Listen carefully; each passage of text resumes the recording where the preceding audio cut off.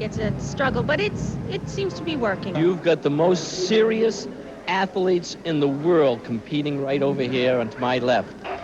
One look at the athletes would tell you that emotions were high. No one from either team wanted to go home with a loss.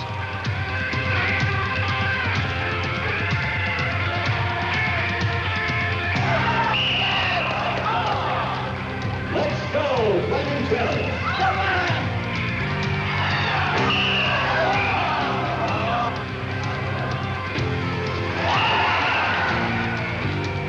In a world where having fun often comes in second place to winning, the UCP athletes make fun and fair play the bottom line. Even if I give a bad call, which I never do, by the way, but if I do give a bad call, they will take it and continue on. If you'll notice, there's brakes on these things. And these kids know where the brakes are, and we don't. And we'll be going down there, and all of a sudden you stop, you know? Why our co-captain fell out of his chair a little while ago? He didn't fall out, he got braked. These kids are good, they'll do anything to win.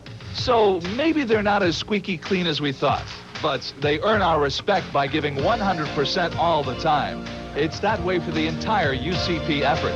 From the volunteers to the coaches and right down to the athletes. It's heart and not talent that makes the big wheel turn.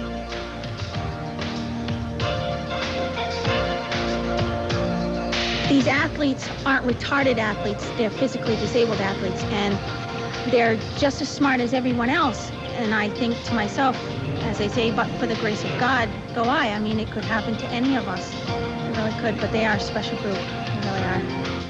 Flaming Chariots won that game in overtime by a score of 13-12. They are now preparing themselves for a regional competition in Hartford in May. We'll have our TV10 Athlete of the Week winners for you tomorrow night at 6. A new salary plan. Better luck as they head out on the road. Ken Bell has that.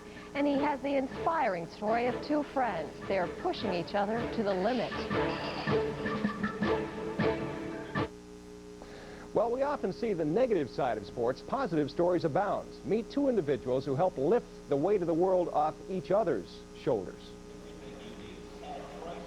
If you're looking for the real power of sports and the true value of friends, meet weightlifters Russ of Providence and Jeff Lauterbach of North Kingstown.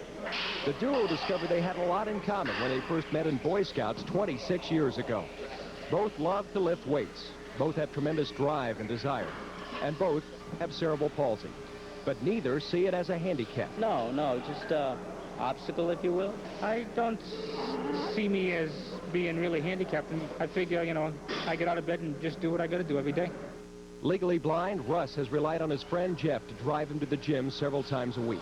Beyond that, Jeff has also provided tremendous encouragement for his best friend. I tend to spasm more than Jeffrey would. So I need a little more help and a little more guidance from people that are spotting me. Cerebral palsy is a condition, not a disease. The mind is not affected, just muscle control.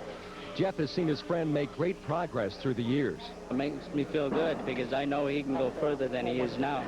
There have been a few setbacks along the way. I had an accident. I dropped like 60 pounds, came down right on my chest, and I looked at Jeff and I said to him, just load the bar up again and we'll go from here. I'm not hurt.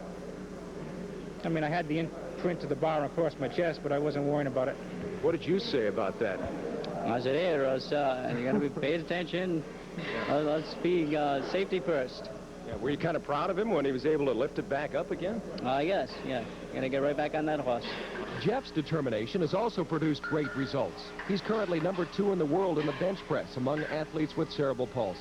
As the years pass and the accomplishments come and go, one thing remains. The bond shared by Jeff and Russ gets stronger and stronger.